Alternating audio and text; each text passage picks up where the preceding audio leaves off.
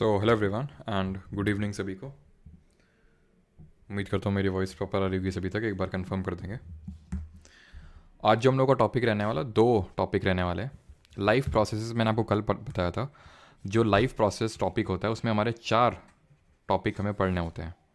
वो चार टॉपिक होते हैं जो कल दो हमने पढ़े, डाइजेस्टिव सिस्टम जिसको पाचन तंत्र बोलते हैं, और दूसरा जो हमने पढ़ा था दैट वाज रेस्पिरेटरी सिस्टम, श्वसन तंत्र जिसको हम हिंदी में बोलते हैं।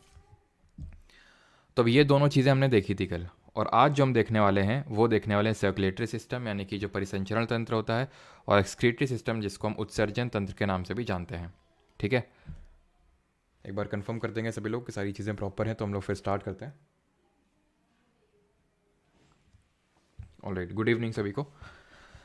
तो कल हम लोगों ने ये चीज़ देखी थी कि किस तरह से डाइजेशन और रेस्पिरेशन काम करता है, और मैंने आपको ये बताया था कि भाई जो हम खाना खाते हैं डाइजेस्ट होता है, डाइजेस्टिव सिस्टम, डाइजेस्टिव प्रोसेस होते हैं डिफरेंट, जिससे कि जो हमारा कॉम्प्लेक्स फूड है वो सिंपल में ब्रेक होता है, जिसको कि हमारी बॉडी फाइनली उसको यूज़ कर सकती है, उसको यूजेबल फॉर्म में कन्वर्ट करने का काम डाइजेस्टिव सिस्टम का होता है। एक बार कंफर्म कर दें, ठीक है। उसको हम डाइजेस्टिव सिस्टम, भाई मैंने बता दिया था टेलीग्राम पे, ठीक है, कि क्लास थोड़ा आज 15 मिनट लेट होगी। एक्चुअली है क्या, थोड़ी सी दिक्कतें ये हैं कि आ, थोड़ा घर में कुछ चीज़ें हैं मतलब काम वगैरह थोड़ा सा चल रहा था, सो दैट मैं प्रॉपर तरीके से क्लास ले सकूं, इसलिए अलग से मैं थोड़ा सा चीज़ें बनवा रहा था, और उसी की वजह से ही थोड़ा सा चीज़ें डिले हो जाती हैं, क्योंकि जो वर्कर लोग हैं, अब मान लो थोड़ा सा कभी लेट तक काम चला, ठीक है, तो इस वजह से कभी डिले कर कर जाना पड़ जाता है, तो उसकी वजह से थोड़ा सा डिले हो जाता है कभी, थोड़ा सा बस मैनेज कर लीजिए। सारी चीज़ें इसीलिए हो रही हैं सो दैट फिर क्लास टाइम पे हो, अगर मैं 6:30 बोलूँ तो फिर 6:30 वही क्लास हो, 6:45 बोलूँ तो 6:45 पे ही हो, ठीक है। तो थोड़ा सा मैनेज आप लोग को भी करना पड़ेगा, है ना। खैर चलिए स्टार्ट करते हैं। तो कल हम लोगों ने देखा था कि डाइजेस्टिव प्रोसेस से क्या होता है भाई। डाइजेस्टिव प्रोसेस से ये होता है कि भाई जो भी खाना डाइजेस्ट होता है, हाँ जी, हाँ, और कौन करवाएगा है, अब सबको उनको भगा के आए हैं, ठीक है, अभी भी एक दो लोग लगे हुए हैं, अब वो अपना टाइम पे निकल जाएंगे, ठीक है। चलो तो स्टार्ट करते हैं। अभी डाइजेस्टिव प्रोसेस में क्या होता है कि भाई जो कॉम्प्लेक्स फूड है हमारा सिंपल में ब्रेक हुआ, ऑलराइट। फिर क्या हुआ था, हमने रेस्पिरेशन में ये देखा था कि जैसे हमने ब्रीथ किया था, एक डीप ब्रीथ लिया था हम लोगों ने, और जब हमने डीप ब्रीथ लिया था तो इसको ब्रीदिंग प्रोसेस बोलते हैं। ब्रीदिंग से हुआ क्या था, हमारे लंग्स के पास पहुंची थी एयर, और उस एयर लंग्स में लगे होते हैं, जैसे हमने पढ़ा था कि ये ट्रैकिया होता है, ट्रैकिया ब्रोंकस में टूटता है, और ये सर्टेन ब्रोंक्यूल्स में टूटते हैं। ब्रोंक्यूल्स में अटैच्ड होते हैं आपके ये गुब्बारे लाइक का स्ट्रक्चर, बलून लाइक स्ट्रक्चर, जिसको एल्विलो बोलते हैं। एल्विलाई में एक्सचेंज ऑफ गैसेज होता है, एंड किस तरह से ऑक्सीजन जो रिच ब्लड होता है, ऑक्सीजन जो रिच ब्लड होता है वो पहुंचता है किसके पास, ब्लड के पास पहुंचता है, ऑक्सीजन ब्लड के पास पहुंचता है, और वो ऑक्सीजन ब्लड सप्लाई करता है किसको, हर एक सेल को दे के आता है कि लो भाई तुम्हारे पास ग्लूकोज यहाँ पे पड़ा हुआ है, ये लो ऑक्सीजन, क्योंकि ग्लूकोज बिना ऑक्सीजन के टूट ही नहीं सकता है, और ग्लूकोज नहीं टूटेगा तो एनर्जी नहीं मिलेगी। तो यानी कि ऑक्सीजन की सप्लाई ज़रूरी है, यानी ब्लड का सर्कुलेशन हर टाइम चलते रहना ज़रूरी है, नहीं तो फिर हमारी जो सेल्स हैं वो एनर्जी प्रोड्यूस नहीं कर पाएंगे। अगर एनर्जी प्रोड्यूस नहीं कर पाएंगी तो हमारे बॉडी के सिस्टम वर्क नहीं करेंगे, हाथ पाँव, यहाँ तक कि जो सर्कुलेटरी सिस्टम पे अभी मैं अब फोकस करिए, एक्सक्रीटरी भी पढ़ेंगे बाद में, अभी सिर्फ सर्कुलेटरी पे पूरा फ्लो बनाइए।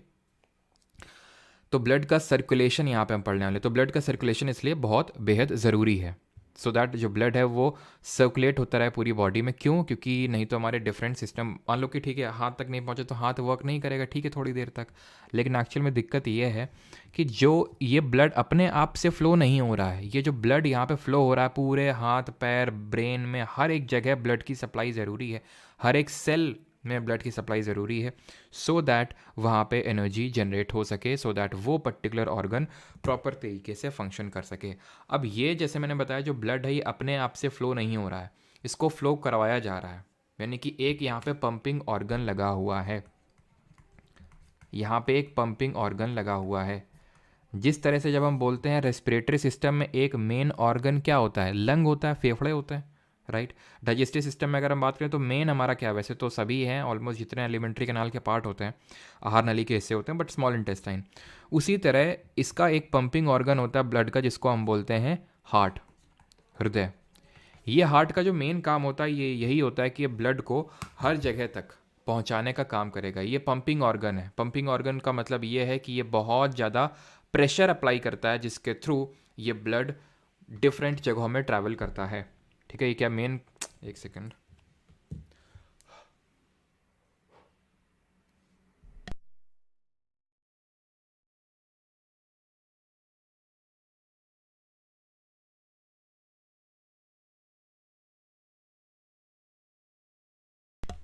ठीक है, तो मेन हार्ट का काम क्या होता है? मेन हार्ट का काम होता है कि भाई ब्लड को पंप करने का इसका मेन काम होता है। क्लियर? तो हार्ट, अगर हार्ट को ही ब्लड नहीं मिलेगा, क्योंकि अगर ये पंप ही नहीं करेगा ब्लड को, यानी कि अगर हार्ट को ही ब्लड, मतलब अगर ऑक्सीजन की सप्लाई नहीं हुई तो ये ब्लड को पंप नहीं कर पाएगा। अगर ब्लड को यही पंप नहीं कर पाया, देन हमारा सबसे पहले ऑक्सीजन कहाँ पे इफेक्ट होगा? ब्रेन में इफेक्ट होगा। सबसे पहले ऑक्सीजन कहाँ पे कम होगा? ब्रेन में इफेक्ट कम होगा। ये मैंने आपको पहले ही बताया था। रीज़न इसका ये है कि जितने भी ऑक्सीजन की सप्लाई होती है हमारी बॉडी में बाई दी ब्लड, क्योंकि ब्लड ही ऑक्सीजन की सप्लाई करता है, उसमें से 20% हमारा ब्रेन रखता है। ना कि सिर्फ कि ब्लड, बल्कि जो हम ग्लूकोज जो हम खाना खाते हैं उसमें जो एनर्जी है वो 20% ब्रेन खींचता है। इसलिए बहुत इंपॉर्टेंट है कि ब्रेन जो है इंपॉर्टेंट तरीके से फंक्शन करे, इसलिए ऑक्सीजन बहुत ज़रूरी है। ठीक है, और अगर ब्रेन फंक्शन करना बंद गया तो फिर कोई भी बॉडी ऑर्गन काम नहीं करेगा। तो यहाँ पे हम सबसे पहले पढ़ने वाले हार्ट के बारे में। लेकिन ये सर्कुलेटरी सिस्टम जो है, जो परिसंचरण तंत्र है, वो किस तरह से काम करता है वो हम पहले थोड़ा सा बेसिक इसका समझ लेते हैं। वैसे थोड़ा सा मैंने आपको समझाने की कोशिश करी, लेकिन थोड़ा सा एक स्टेप और आगे बढ़ते हैं। क्लियर? तो अब एक स्टेप और उससे पहले अगर आप आंसर करना चाहें तो कर सकते हैं।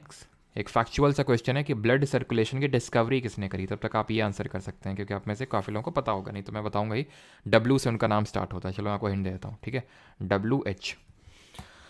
तो अगर हम यहाँ पे बात करें, होता इस तरह से, ये हमारा हार्ट है जो आपको इस तरह से दिखता है ना, पान की तरह। ये एक्चुअल में इसका शेप इस तरह से नहीं होता है, बंद मुट्ठी की तरह इसका शेप होता है ना, बंद मुट्ठी की तरह इसका शेप होता है। ये ब्लड को क्या करता है? पंप करता है। इसका मेन काम सिर्फ ब्लड को पंप करना है। इसके अंदर प्रेशर है, मतलब एक प्रेशर अप्लाई करके एकदम ब्लड को बहुत जोर का फेंकता है, एकदम हर जगह तक, एकदम पूरी हर जगह एकदम। जब ये दबता है ना तो इतना भयंकर प्रेशर लगता है कि पूरा जो ऑक्सीजनेटेड ब्लड है वो हर जगह चला जाता है, सिर से लेके पैर तक हर जगह चला जाएगा, सबको मिल जाएगा जब ये हार्ट पंप करेगा। ये हार्ट पंप करता है ब्लड को, लेकिन ब्लड से ऑक्सीजन लेना देना, कार्बन डाइऑक्साइड लेना देना, ये इसका काम नहीं है। ब्लड को प्योरीफाई करना, आप देखो प्योरीफाई जब मैं बोलता हूँ, ब्लड के इसके दो कंपोनेंट हैं। हम यहाँ पे, मैं आपको बार बार ऑक्सीजनेटेड यानी ऑक्सीजन रिच ब्लड की बात करूंगा, ऑक्सीजनेटेड ब्लड बोलूंगा उसको, और दूसरे को बोलूंगा डीऑक्सीजनेटेड ब्लड। तो जब मैं इन टर्म्स का यूज़ करूंगा तो इसका मतलब ये है कि ऑक्सीजन युक्त खून है ये, इसमें ऑक्सीजन है, और ये इस तरह का ब्लड ही, ऑक्सीजनेटेड ब्लड ही सेल को चाहिए होता है। सेल को ऑक्सीजन चाहिए तो ऑक्सीजन वाला खून चाहिए। डीऑक्सीजनेटेड ब्लड वो होता है जिसमें CO2 होती है। इसका जो कलर होता है वो यूजुअली रेड होता है, इसका रेड होता है। इसकी अगर हम बात करें तो ब्लू नहीं होता ये। ठीक है, ब्लू ब्लड नहीं होता ये, नीले कलर में बस दर्शाया जाता है। नहीं, इसका कलर जो है तो बहुत डार्क रेड टाइप का इसका जो है, इसका जो कलर होता है वो होता है, ब्लू नहीं होता। ब्लू से बस इसको शो किया जाता है। क्लियर इतनी चीज़? तो ब्लड में ऑक्सीजन डालना, CO2 लेना, कल बताए थे ना तुमको कि ये लंग्स होते हैं। लंग्स में ऐसे गुब्बारे लाइक स्ट्रक्चर है जिनको एल्वियोली बोलते हैं, जहाँ पे एक्सचेंज ऑफ गैसेज होता है। यहाँ पे जब मैंने ब्रीथ किया, इनमें O2 भर गई, हाई कंसेंट्रेशन है O2 का, ब्लड की कैपिलरीज छोटी छोटी फ्लो हो रही हैं, हाई कंसेंट्रेशन से लो कंसेंट्रेशन ऑक्सीजन सप्लाई हो जाएगा और इनके पास ऑक्सीजन मिल जाएगा। और ऑक्सीजन जब इनको मिल गया, इस ब्लड को जब ऑक्सीजन मिल गया तो ये पहुंचेगा हार्ट की तरफ, और हार्ट इसको पंप कर देगा पूरी बॉडी में। क्लियर इतनी चीज़? और लंग्स जिनसे रिसीव करता है, लंग्स रिसीव भी तो कर रहा होगा, ये नीला खून है, दैट इज़ ये डीऑक्सीजनेटेड ब्लड है। क्योंकि मैंने बताया था कि जब ये मान लो कि हमारी कोशिका है, ये हमारी सेल है, कोशिका है, मैंने आपको क्या बताया था, यहाँ माइटोकॉन्ड्रिया है। माइटोकॉन्ड्रिया में ही तो क्या हो रहा है? रेस्पिरेशन। सबसे पहले साइटोप्लाज्म में ग्लूकोज 6 कार्बन मॉलिक्यूल टूट रहा है पाइरूवेट 3 कार्बन मॉलिक्यूल में, थोड़ा सा 2 मॉलिक्यूल ऑफ ATP जनरेट हुआ। उसके बाद मेन काम तो माइटोकॉन्ड्रिया में हो रहा है, जहाँ पे आपका एरोबिक रेस्पिरेशन हो रहा है। याद आ रहा है आपको? एरोबिक रेस्पिरेशन मतलब presence of oxygen, lack of oxygen muscle cells में होता है, absence of oxygen yeast bacteria वहाँ पे होता है। तो यहाँ पे आपका CO2 as a waste product निकल रहा था वहाँ पे, बाई प्रोडक्ट। तो ये CO2 जो है, ये CO2 अलग से हमारी एक नलिकाएं बह रही हैं। ठीक है, अलग अलग पाइप लगे हुए हैं, इसे समझ लो। एक पाइप है जिसमें कि लाल लाल खून बह रहा है, मतलब लाल नहीं, मतलब कि ऑक्सीजन युक्त हो, रेड कलर में होता है, लाल आप बोल सकते हो, और मतलब वो आपका ऑक्सीजनेटेड ब्लड है जो अलग तरह के पाइप में फ्लो हो रहा है। और एक अलग तरह के पाइप बने हुए हैं हमारे बॉडी में जिसमें कि डी ऑक्सीजनेटेड ब्लड यानी कि CO2 यहाँ से उन पाइप में जाएगी, वो लंग्स में जाएगी, और वो लंग्स से हम एक्सेल कर देंगे। उस पर्टिकुलर CO2 से क्या होगा, वो अगेन एल्वेलाई में आएगा, एल्वेलाई से CO2 ट्रांसफ़र हो जाएगा, मतलब ब्लड कैपिलरी से CO2 जो है ट्रांसफ़र हो जाएगा एल्वेलाई के पास, और हम उसको एक्सेल कर देंगे। इतना प्रोसेस आपको समझ में आया कि नहीं, ये बताइए कि ब्लड सिर्फ पंप कर रहा है, उसको ऑक्सीजन लेना, उससे ऑक्सीजन हटाना, वो काम लंग्स का है, फेफड़ों का है, जिसके बारे में हमने कल पढ़ा था। तो अब हम पढ़ने वाले हैं हार्ट के बारे में। ये चीज़ पहले क्लियर हुई कि नहीं हुई, ये बताइए। और इस तब तक मैं आपको ये बता देता हूँ कि वो पाइप कौन से हैं जहाँ पे ऑक्सीजनेटेड ब्लड फ्लो होता है, ऑक्सीजन युक्त ब्लड फ्लो होता है। एंड सर ये वीडियो कहाँ पर मिलेगा, मतलब अच्छा ये बैच में मिलेगा, ठीक है। खुशी मेरा, ओके, पुतिन, इशिता दास,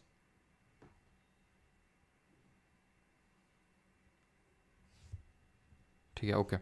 तो वो पाइप के नाम बता देता हूँ मैं आपको, जहाँ पे ऑक्सीजनेटेड ब्लड फ्लो होता है, ठीक है, जहाँ पे ऑक्सीजनेटेड ब्लड फ्लो होता है उसको बोलते हैं, उन पाइप्स को बोलते हैं आर्टरीज।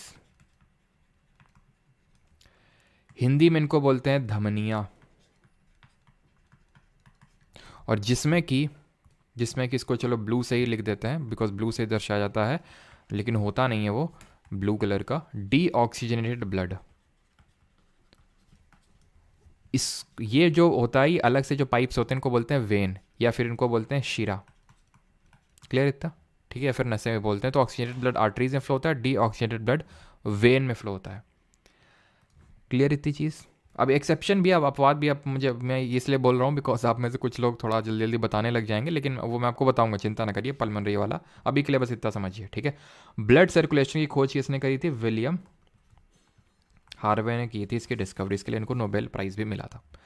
अब आते हैं हम ये पढ़ते हैं कि हार्ट का स्ट्रक्चर किस तरह से होता है। तो पहले मुझे ये बताइए कि हार्ट में कितने चैम्बर्स होते हैं, ह्यूमन हार्ट में कितने चैम्बर्स होते हैं, बिकॉज ये मैंने आपको एनिमल किंगडम वाले चैप्टर में पढ़ाया था, अगर आपको याद आ रहा हो। क्या मैंने पढ़ाया था कि हार्ट चैम्बर किस में कितने होते हैं, याद आ रही हैं आपको चीज़ें? हार्ट चैम्बर किस में कितने होते हैं ये मैंने आपको पढ़ाया था। और जल्दी से रिवाइज कर लेते हैं, जल्दी से आप बताएंगे कि हार्ट चैम्बर फिशेस में कितने होते हैं, मछलियों में कितने होते हैं, पक्षियों में कितने होते हैं, रेप्टाइल्स में कितने होते हैं, एम्फीबियंस में यानी उभयचरों में कितने होते हैं, सरीसर्प में कितने होते हैं। तो फिशेस में 2 होते हैं, एव्स यानी पक्षियों में 4 होते हैं, रेप्टाइल्स में होते हैं 3, लेकिन एक एक्सेप्शन पड़ा था, अपवाद पड़ा था। जो रेप्टाइल तो होता है, सरीसर्प होता है कि वर्ग से तो बिलोंग करता है, लेकिन 4 हार्ट का चैम्बर होता है। एम्फीबियन में 3 होते हैं, और मैमल जो कि हम खुद ह्यूमंस मैमल ही में आते हैं उसमें 4 होते हैं, तो यानी 4 होते हैं, यानी 4 इस तरह से चैम्बर बने होंगे। क्लियर इतनी चीज़। और कॉकरोच में होते हैं 13 हार्ट चैम्बर, ध्यान रखना कॉकरोच में, ठीक है। तो ये चीज़ क्लियर। और जो एक्सेप्शन है वो हमारा क्रोकोडाइल है, हमने इस तरह से याद किया था भाई, उसको अपने आंसू बहाने ना, मगरमच्छ के आंसू, तो अलग से उसका एक चैम्बर है आंसू के लिए, ऐसे याद किया था, ठीक है। तो अभी यहाँ पे अगर हम बात करें, ये मैंने हार्ट के 4 चैम्बर बना लिए। ऊपर वाले जो होते हैं ना उनको हम ऑट्रिकल बोलते हैं, ऊपर वाले जो होते हैं उनको हम ऑरिकल बोलते हैं, ऑरिकल, ठीक है। ऑट्रिकल मैंने गलती से लिख दिया, ऑरिकल, ठीक है। और नीचे वाले को बोलते हैं वेंट्रिकल, ठीक है। नीचे वाले को बोलते हैं वेंट्रिकल। हिंदी में अगर मैं बात करूं, इसको मैं टी हटा देता हूं यहाँ से, ठीक है। अगर मैं हिंदी में बात करूं तो अलिंद और ऑरिकल, ठीक है। अलिंद बोलते हैं इसको, और निलय बोलते हैं इसको हिंदी में इसको अलिंद, और इसको बोलते हैं निलय। अब मुझे आप कमेंट में जल्दी से, तो चलो क्या ही बार बार पूछो, तो ये आप इतना चीज़ को इमेजिन करिए कि ये जो होगा ये हमारा लेफ्ट होगा, लेफ्ट ऑरिकल है कि नहीं। अब आपको देखने में वो राइट लग रहा होगा, लेकिन उसका लेफ्ट, मतलब समझ रहे हैं ना आप हार्ट का उसको देखिए, तो आपका लेफ्ट ये होगा अगर आप खुद को मोड़ के देखेंगे, ठीक है, पलट के। तो लेफ्ट ऑरिकल ये होगा, इसको बोलेंगे राइट ऑरिकल, ये राइट साइड का है, ठीक है। हम हार्ट से समझ रहे हैं, जैसे हम नहीं बात करते हैं कि भाई ये हमारी रिवर फ्लो हो रही है तो हमने left bank tributary right bank tributary कैसे जाना था, भाई हार्ट जो भी जहाँ पे रिवर फ्लो हो रही है उसके डायरेक्शन में खुद को रख दो और उससे आपको राइट बैंक और लेफ्ट बैंक ट्रिब्यूटरीज पता चल जाएंगी। तो अगेन ये आपका लेफ्ट वेंट्रिकल हो जाएगा एंड ये हो जाएगा आपका राइट वेंट्रिकल। ठीक है, मैं बार बार रिपीट नहीं करूँगा, इसको अलिंद बोलते हैं और इसको निलय बोलते हैं हिंदी में। ठीक, अब ध्यान से समझना। अब होता क्या है कि भाई जो डीऑक्सीजनेटेड ब्लड है वो वेन में फ्लो होता है सर, और डीऑक्सीजनेटेड ब्लड ये कहाँ से कहाँ ट्रैवल करेगा, हम ये पढ़ने वाले हैं। ऑक्सीजनेटेड कहाँ से कहाँ करेगा और डीऑक्सीजनेटेड कहाँ से कहाँ करेगा। अब ये जो डीऑक्सीजनेटेड ब्लड जो है ये कहाँ से आएगा, हर सेल ने अपना काम कर लिया है, एनर्जी बना ली है, तो हर सेल बोलेगा भाई ले जाओ अब इसको ले जाओ, हमसे ले जाओ, दूर ले जाओ। किस कहाँ जाएगा ये ब्लड, हार्ट के पास जाएगा, हार्ट भेजेगा लंग्स को कि भाई लंग इससे CO2 निकालो, ऑक्सीजन वाला ब्लड हमको दे देना। यानी कि जो डीऑक्सीजनेटेड ब्लड है, जो डीऑक्सीजन ब्लड है जो वेन के थ्रू फ्लो होता है वो कहाँ से कहाँ होगा, वो डिफरेंट बॉडी पार्ट से हार्ट की तरफ होगा, हृदय की तरफ होगा। जब मैं बात करता हूँ ऑक्सीजनेटेड ब्लड की, तो क्योंकि ये पहुंचाया जा रहा है by the heart to the different body parts so that उनका हर एक सेल काम कर सके, ग्लूकोज को ब्रेक कर सके। So that is why oxygenated blood की अगर बात करें तो ये हार्ट से डिफरेंट बॉडी पार्ट्स में जाता है। क्लियर इतनी चीज़। अब ध्यान से सुनना, अब ये ब्लड कैसे आता है वो समझना। देखो, जितना भी हमारा हार्ट के ऊपर वाला बॉडी का पार्ट है उससे ये एक बड़ी सी हमारी क्या है, शिरा है, बड़ी सी वेन है, इसको बोलते हैं सुपीरियर वेना कावा। क्या बोलते हैं इसको, सुपीरियर, लेफ्ट साइड में मैं लिख देता हूँ, ठीक है, सुपीरियर वेना कावा इसको बोलते हैं। ठीक, और ऐसे जो हार्ट के नीचे के बॉडी पार्ट हैं जैसे पेट, पाँव, पंजे, जितने भी हैं, वहाँ से जो ब्लड आता है डीऑक्सीजनेटेड, जो मैं ब्लू से ड्रॉ करूँगा दैट मीन्स डीऑक्सीजनेटेड होगा वो। ठीक है, इसको बोलते हैं इन्फीरियर वेना कावा। इन्फीरियर बोल रहे हैं क्योंकि नीचे है, सुपीरियर इसलिए बोल रहे हैं बिकॉज ऊपर है, बस। ठीक, कितनी चीज़ क्लियर, इतनी चीज़।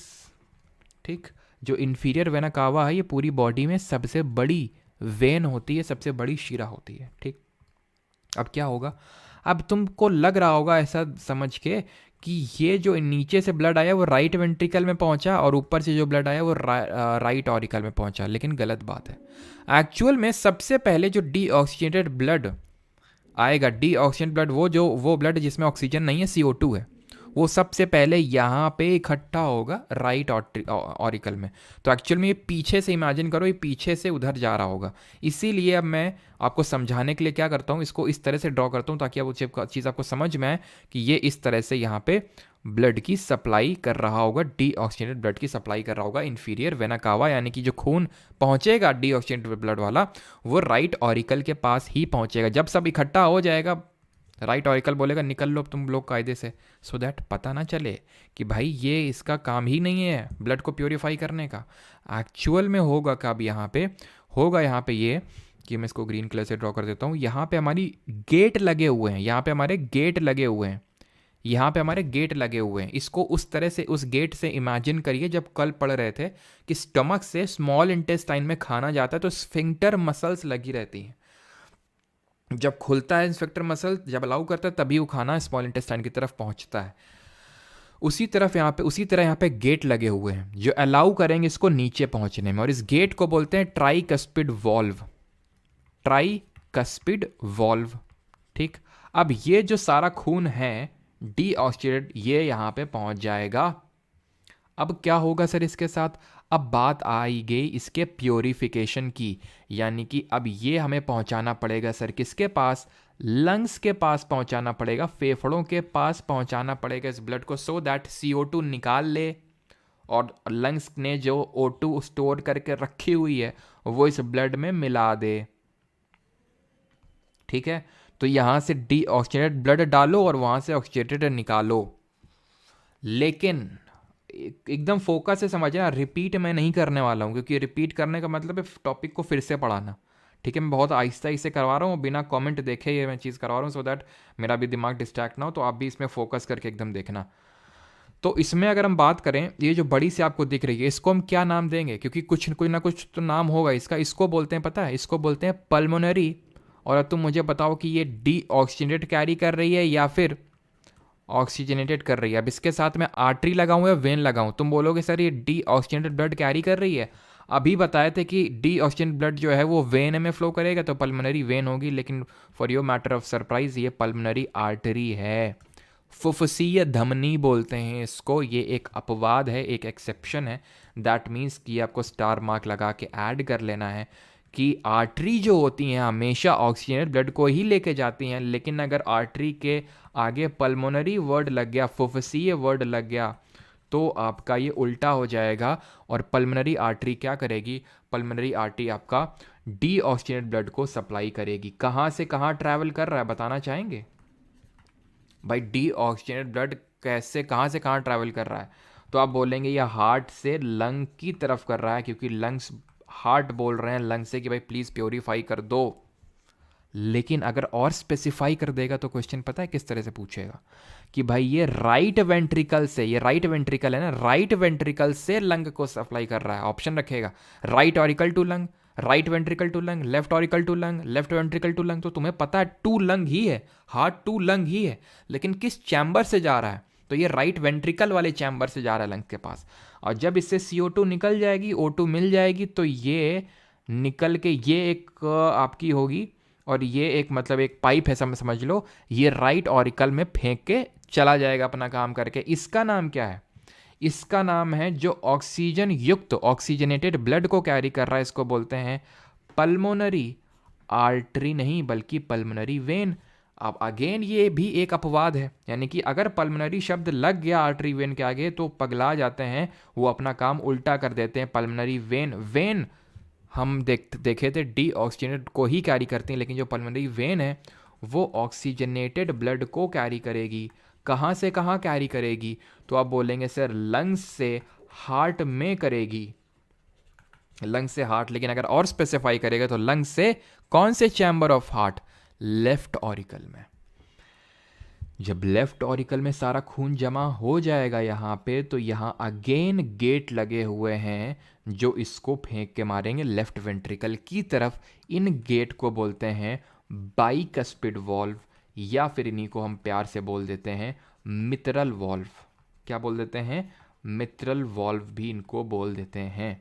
बात तुम्हारे मन में हो सकता है डाउट आ रहा हो कि सीधे सीधे ये खून लेफ्ट वेंट्रिकल के पास क्यों नहीं पहुंच रहा, ये गेटेड क्यों खुल रहे हैं, ये सब सीधे यहीं पहुंचना चाहिए। तो एक्चुअल में जो बड़ी सी एक आर्टरी होती है, बड़ी सी एक जो धमनी होती है जो पूरा धल भल्ल से खून फेंक के मारती है, वो लेफ्ट वेंट्रिकल से अटैच्ड है।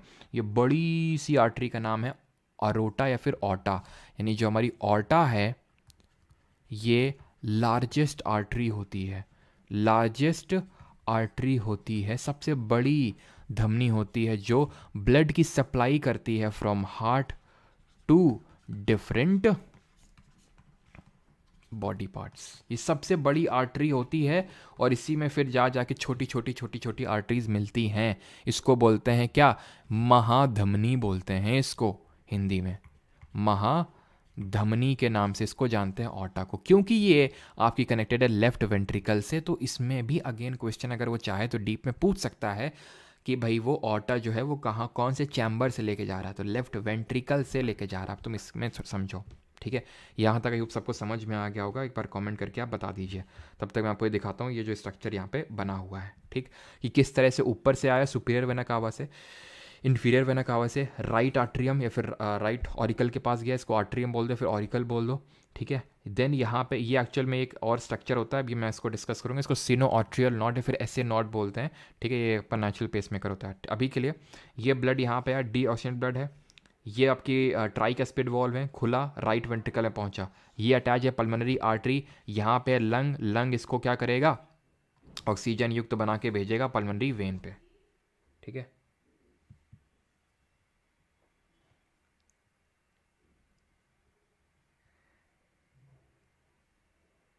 लार्जेस्ट वेन अभी बताया तो ऋतु जी, क्लास में आप लेट आते हो तो फिर पूछते हो, अभी मैंने यहाँ पे लिखा भी हुआ है, ठीक है? ये मैंने बताया था कि जो इन्फीरियर वेना कावा होती है आपकी लार्जेस्ट वेन होती है, ठीक है? नहीं तो यहीं पे लिख देता हूँ मैं, ठीक है? जो सबसे बड़ी वेन होती है वो आपकी इन्फीरियर वेना कावा होती है, इन्फीरियर वेना कावा। ठीक है, तो अगर हम यहाँ पे बात करें तो ये यहाँ से आया, पल्मोनरी आर्टरी से लंग्स की तरफ पहुँचा, प्योरीफाई हुआ, पल्मोनरी वेन से लेफ्ट ऑट्रियम की तरफ, लेफ्ट ऑट्रियम में सबसे पहले हिट किया, देन उसके बाद ये बाइकस्पिड वॉल्व, फिर मिट्रल वॉल्व खुले, लेफ्ट वेंट्रिकल में गया, इससे अटैच्ड है ये ऑर्टिक वॉल्व है। ऑर्टिक वॉल्व जब ये खुलेंगे तब ऑर्टा के पास पहुंचेगा, देख रहे हो, भल्ले से खून फेंक के मारेगा चारों दिशाओं में एकदम। ठीक है, भल्ले से फेंक के मारता है, हमने एक दिन सुना था बैठ के। ठीक है, तो ऑर्टा जो होता है ये हर जगह ब्लड को सप्लाई करेंगे, it is the largest artery. Clear है सभी को? क्लियर है सभी को? किसी को कोई डाउट तो नहीं है? एक बार कंफर्म करेंगे। ये था हमारा पूरा ब्लड का सर्कुलेशन, यानी पल्मोनरी वर्ड अगर लग जाए आगे तो वो हमारा एक एक्सेप्शन हो जाता है, नहीं तो सारी आर्टरीज ऑक्सीजनेटेड ब्लड सप्लाई करती हैं from heart to different body parts, vein from different body parts to heart. But pulmonary word आगे अगर आगे लग जाए तो वो एक अपवाद, वो एक एक्सेप्शन हो जाता है। इतनी चीज़ क्लियर? अब यहाँ पे कुछ एक्स्ट्रा छोटी मोटी चीज़ें हम समझ लेते हैं, जैसे कि फॉर एग्जांपल एक कभी कभी ये क्वेश्चन पूछ लेता है कि ये जो वॉल है, जो एक डिवाइडिंग वॉल है between the auricle and ventricle, है ना, मतलब ये जो लेफ्ट पार्ट और राइट पार्ट के बीच में जो डिवीजन, इसको बोलते हैं सेप्टम। इसको क्या बोलते हैं? सेप्टम। इसकी जो आउटर कवरिंग होती है, जैसे कि हमने कल लंग्स की देखी तो आउटर कवरिंग किसकी बनी होती है, जरा बताइए कमेंट में। तो ये ये जो है आपकी पेरिकार्डियम की बनी होती है। किसकी बनी होती है? पेरिकार्डियम की बनी होती है। हार्ट की अगर लोकेशन की अगर बात करें तो सेंटर से थोड़ा सा लेफ्ट साइड में होता है ये हमारा जो हार्ट होता है, सेंटर से थोड़ा सा लेफ्ट साइड में होता है हार्ट। ठीक है, एंड इसका मेन काम क्या होता है भाई? इसका मेन काम होता है ब्लड को पंप करने का, वो हमने देखे। और लंग्स की जो आउटर कवरिंग होती है वो प्लूरा की बनी होती है। ठीक है, इतनी चीज़ किसी कोई डाउट नहीं होगा। विलियम हार्वे ने इसकी डिस्कवरी वगैरह वो करी थी ब्लड सर्कुलेशन की, हम पहले ही पढ़ चुके हैं। ठीक है, एंड यहाँ पे एक सिनो आर्ट्रियल नोड होती है, ऐसे नोड उसको बोलते हैं सिनो आर्ट्रियल नोड, जो इलेक्ट्रिकल इम्पल्सेस क्रिएट करती है, इलेक्ट्रिकल इम्पल्सेस क्रिएट करती है, जिससे कि हमारा जो हार्ट है वो सही तरह से फंक्शन कर पाता है। ये एक तरह का नेचुरल पेस मेकर होता है। तो ये पेस मेकर क्या चीज़ होती है? पेस मेकर जब जैसे हार्ट फंक्शन करना बंद कर दे, यानी कि हार्ट मान लो प्रॉपर तरीके से ब्लड की सप्लाई नहीं कर पा रहा है, उस केस में एक आर्टिफिशियल हार्ट लगाया जाता है, जिसको हम बोलते हैं पेस मेकर। ठीक है, आर्टिफिशियल हार्ट एक तरह से है। ठीक है, इसको बोलते हैं पेस मेकर, जो ब्लड को पंप करने का काम करता है। ठीक है, एंड कुछ वो एक और चीज़ थी, 4 चैम्बर्स तो हो गए, एक और चीज़ थी,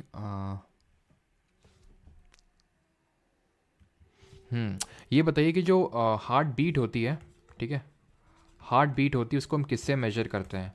जब हार्ट हमारा कॉन्ट्रैक्ट करता है, हार्ट जब हमारा कॉन्ट्रैक्ट करता है तो उसको बोलते हैं सिस्टोल, इसको बोलते हैं सिस्टोल। और जब हार्ट हमारा कॉन्ट्रैक्ट करता है, कॉन्ट्रैक्ट का मतलब एकदम बंद होगा, और जब ये रिलैक्स करेगा तो इसको बोलते हैं डाइस्टोल। ठीक है, अब जब ये सिस्टोल कर रहा है, सिस्टोल का मतलब ये है कि वो एकदम दब रहा है, सो दैट ब्लड जो है वो प्रेशर से सभी बॉडी पार्ट के पास पहुंच जाए, that means oxygenated blood, right. तो अब मुझे बताओ ऑक्सीजनेटेड ब्लड किस में कैरी हो रहा था? आर्टरी में हो रहा था, है कि नहीं? तो और ये एक दूसरी तरफ वेन है, तो अगर आर्टरी से ब्लड को प्रेशर से जाना है सो दैट सबके पास चला जाए, तो इस अब मुझे बताओ इसमें जल्दी से प्रेशर बनेगा या इसमें जल्दी से प्रेशर बनेगा, ये मुझे बता दो। ए में ज़्यादा प्रेशर होगा, बी में ज़्यादा होगा, अगर मैं सेम अमाउंट ऑफ ब्लड को फ्लो कराऊँ तो? आंसर आंसर होगा बी, क्योंकि इसकी नैरो ओपनिंग है। ठीक, आपने सही उत्तर दिया। ठीक है, तो आर्टरी जो होती है वो हमारी नैरो हो जाएंगी वेन के कंपैरिजन में। ठीक है, इनका मुंह उतना चौड़ा नहीं होगा, क्योंकि इनको प्रेशर से भेजना है, हर बॉडी पार्ट के पास भेजना है। और मुझे बताओ प्रेशर से ब्लड जा रहा है तो फटने के भी चांसेस होंगे इनके ज़्यादा, तो किसको थिक होना पड़ेगा? इनको ज़्यादा थिक होना पड़ेगा, सो दैट ये फट ना जाए, यानी कि नैरो भी होंगी एंड थिक भी होंगी एज कंपेयर टू वेन। ठीक, जो सिस्टोलिक प्रेशर होता है वो होता है 120 mm ऑफ Hg, इससे अगर ज़्यादा होता है तो उसको हम बोलते हैं high BP, high blood pressure.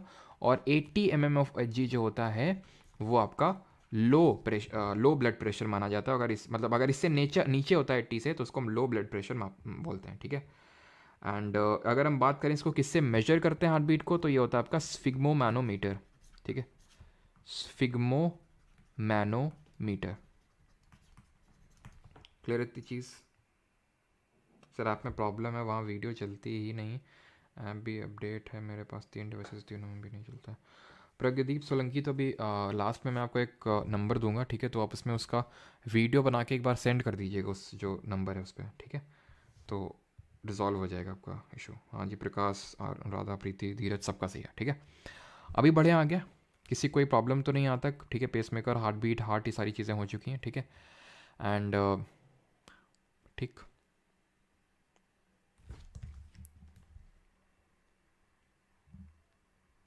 हाँ, वो जो आपको नंबर मिलेगा वो आप उस पर आप फुल वो सेंड कर देना तो हो जाएगा, ठीक है। फुल फॉर्म्स, ठीक है, सीपीआर ही बता देते हैं चलो। तो सीपीआर जो होता है आपका, सीपीआर का फुल फॉर्म होता है कार्डियो पल्मनरी रिसिस्टिट, जो भी यार इसको प्रोनाउंस करते हो, रिसेसिटेशन, ठीक है, इसको प्रोनाउंस करते हैं कार्डियो पल्मनरी रिसेसिटेशन, ठीक है, सीपीआर इसको बोलते हैं इन शॉर्ट। एंड ये एक्चुअल में जब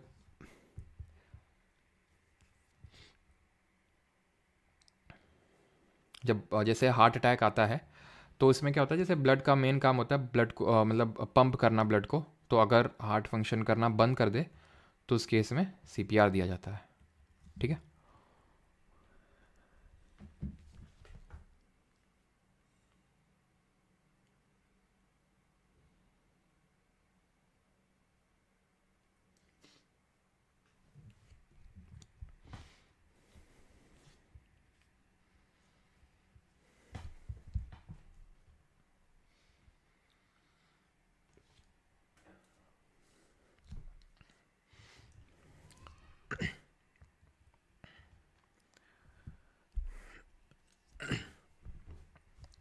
अभी हम पढ़ेंगे ब्लड ग्रुप के बारे में, ठीक है। तो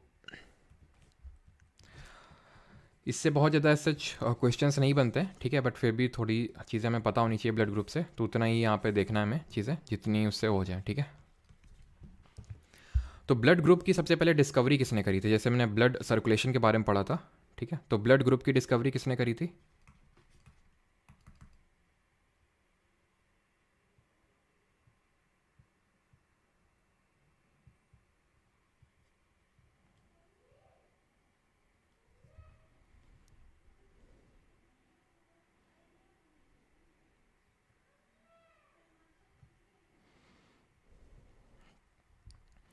ठीक है, तो ब्लड ग्रुप की अगर बात करें तो इसकी डिस्कवरी करी थी कार्ल लैंडस्टीनर ने, ठीक है।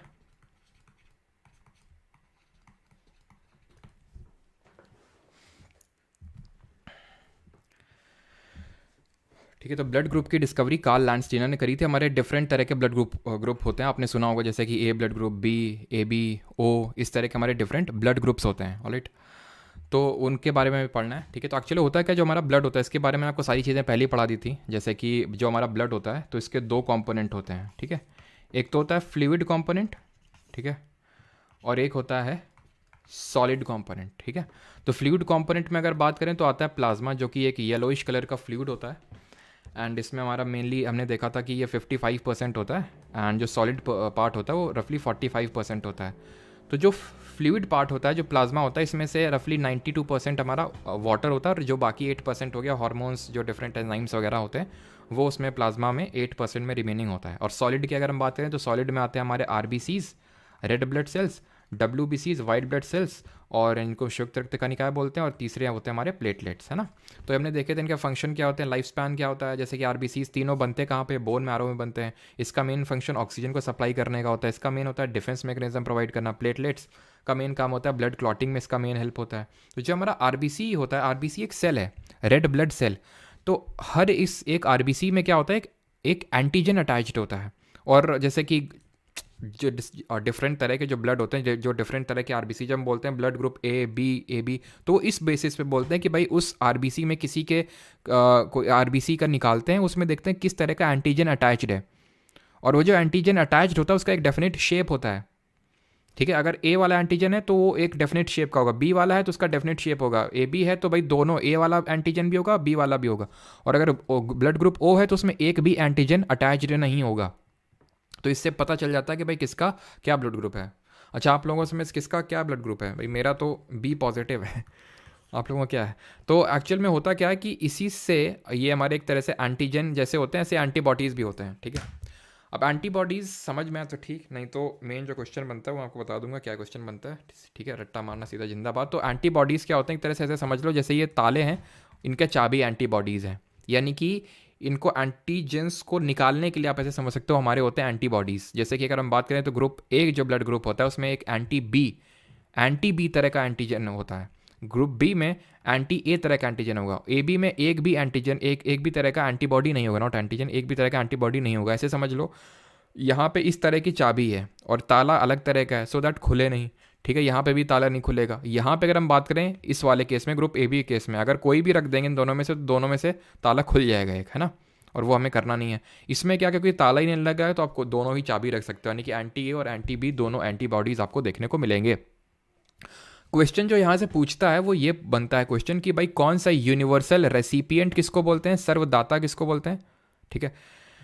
यूनिवर्सल रेसिपिएंट होता है एक, जिसको हम सर्वग्राही बोलते हैं, रेसिपिएंट, ठीक है। और एक होता है यूनिवर्सल डोनर, जिसको हम किस सर्वदाता बोलते हैं, इसको सर्वदाता बोलते हैं, इसको सर्वग्राही। दैट मीन्स यूनिवर्सल रेसिपिएंट वाला सबसे ब्लड ले सकता है, यूनिवर्सल डोनर वाला सबको दे सकता है, ठीक है।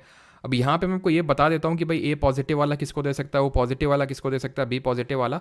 समझ में आया तो ठीक है, मतलब, लेकिन पहले तो आप याद करना कि यूनिवर्सल रेसिपिएंट कौन सा है, डोनर कौन सा है। देखो जो पॉजिटिव वाला है, अब देखो ए जो है, जो ए वाला है, जब भी पॉजिटिव की बात आएगी, पॉजिटिव वाला ले सबसे सकता है, पॉजिटिव नेगेटिव दोनों से ले सकता है, लेकिन दे सिर्फ पॉजिटिव वाले को सकता है। जैसे पॉजिटिव वाला है ये सिर्फ पॉजिटिव वाले को दे सकता है, लेकिन ले पॉजिटिव नेगेटिव सबसे दे सकता है। अब यहाँ पे ओ इसलिए आ रहा है क्योंकि ध्यान रखना जो ओ होता है ये सबको दे सकता है, ये सबको दे सकता है। और जो ए बी वाला है वो सबसे ले सकता है, सबको दे सकता है, सबको ले सकता है। तो जब मैं ए की बात कहूंगा, ए पॉजिटिव वाला, अब ए पॉजिटिव वाला है तो ए से लेगा या तो ओ से लेगा, ठीक है। तो ए से या तो ओ से, ठीक है, ए से या तो ओ से ले सकता है। और ए बी वाला जो है वो ए बी वाला वो सबसे ले सकता है। तो अगर ए किसी को दे रहा है तो उस लाइन में ए बी भी होगा, और अगर ए किसी से ले रहा है तो उस लाइन में ओ भी होगा। सबके साथ वही है, अगर कोई भी ब्लड ग्रुप किसी को ब्लड दे रहा है तो उसमें ए बी तो ज़रूर होगा ही होगा प्रेजेंट। और अगर लेने की बात आ रही है तो ओ तो उसमें प्रेजेंट होगा ही होगा। अब ओ पॉजिटिव ओ नेगेटिव होगा कि नहीं होगा, A B positive A B negative दोनों होंगे कि सिर्फ एक होगा, ये कैसे डिटरमाइन होगा। तो जो पॉजिटिव वाला है वो सिर्फ पॉजिटिव से ही ले सकता है, लेकिन जब दे सकता है, जब लेने की बात आएगी तो नेगेटिव से भी ले सकता है। लेकिन जब हम बात करते हैं नेगेटिव की, तो नेगेटिव वाला दे सबको सकता है, लेकिन लेने की बात आएगी तो नेगेटिव वाले से ले सकता है। तो इस तरह से आप इस चार्ट को याद रख सकते हैं, नहीं तो सिंपल रट्टा मारो जिंदाबाद है। एंड दैट इज की यूनिवर्सल रेसिपिएंट की जब बात आती है, जो सबसे ले सकता है, सबसे ले सकता है, that is your A B positive, ठीक है। आपका ये होता है आपका, सॉरी, ठीक है, ए बी आपका पॉजिटिव, ये सबसे क्या कर सकता है, रिसीव कर सकता है, तो यूनिवर्सल रेसिपिएंट होगा। जब डोनर की बात आएगी, जो सबको दे सकता है, that would be O negative. अब यहाँ पे मैंने बोला कि भाई ओ सबको दे सकता है, लेकिन अब ओ पॉजिटिव की नेगेटिव, तो ओ नेगेटिव।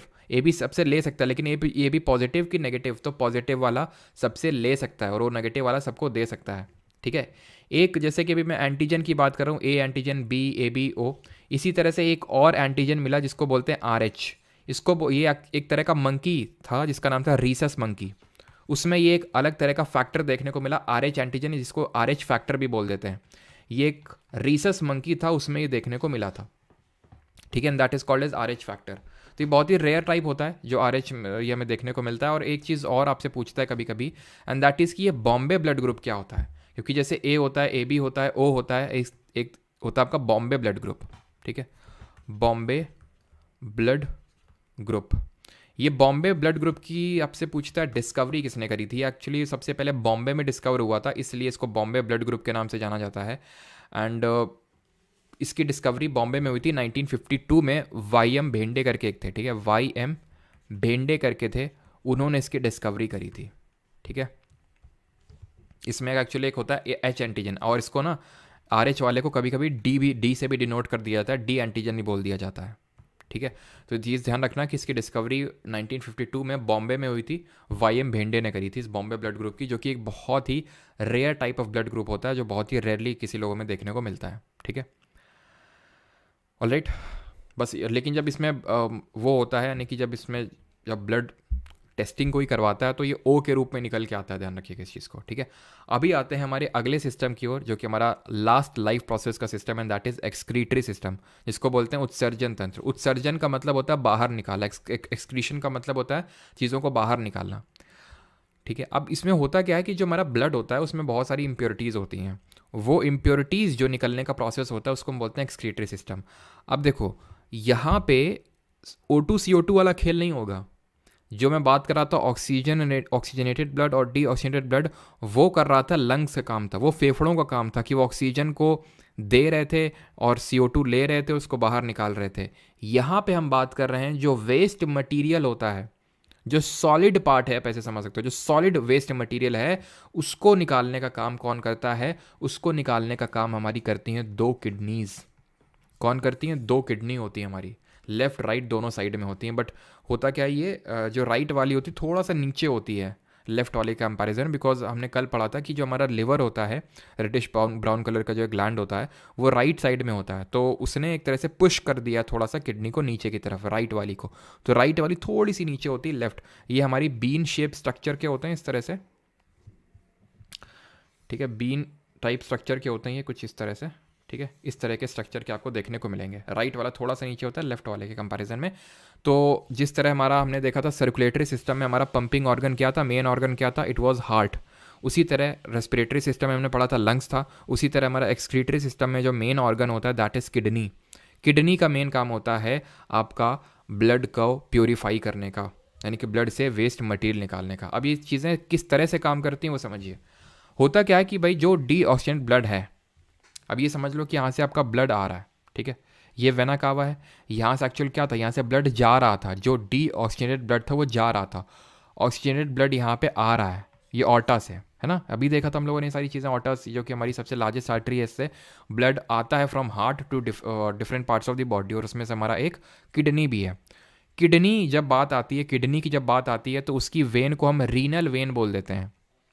ये वेना कावा है, इसे खून जा रहा है हार्ट की तरफ, लेकिन एक्चुअल में ये तो वेना कावा ना, तो बड़ी सी आर्टरी है, सबसे बड़ी आर्टरी है, लेकिन ये अटैच्ड है किडनी से। उस पर्टिकुलर वेन को बोलते हैं रीनल वेन, और इसको बोलते हैं रीनल आर्टरी। यानी कि जब भी आर्टरी या वेन के आगे रीनल शब्द लग जाएगा उसका मतलब है कि ये बात किडनी की हो रही है, किडनी की हो रही है, जो कि हमारे उत्सर्जी ऑर्गन्स हैं, है ना, एक्सक्रीटरी ऑर्गन्स है हमारे।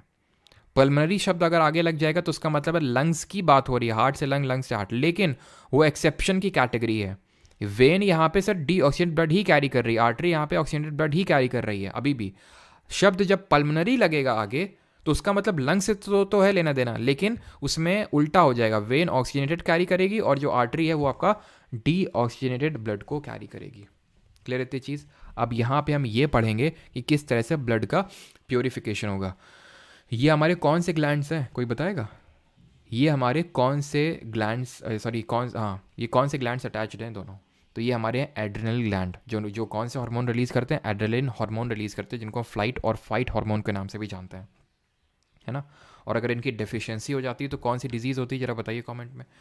तो अब होगा क्या, जब ब्लड पहुंचेगा हर एक किडनी के पास, तो अब क्या होगा, हर एक किडनी के पास जब ब्लड पहुंचेगा, ठीक है, जब हर एक, ये आप देख पा रहे हैं रीनल वेन, तो जब किडनी ब्लड को किडनी जब ब्लड को रिसीव करेगी ना, तो ये डिफरेंट पार्ट्स में बट जाएगा।